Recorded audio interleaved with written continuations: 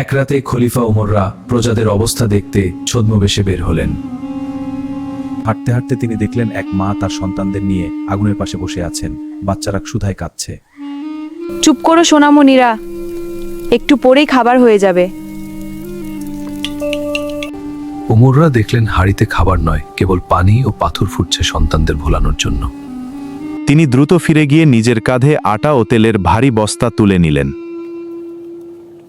হুজুর, আমাকে বস্তাটি নিতে দিন। কিয়ামতের দিন কি তুমি আমার বোঝা বইবে?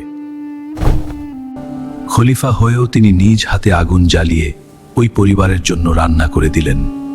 বাচ্চারা খেয়ে শান্ত হলো। মা জানতেন না এই দয়ালু মানুষটি স্বয়ং খলিফা উমর।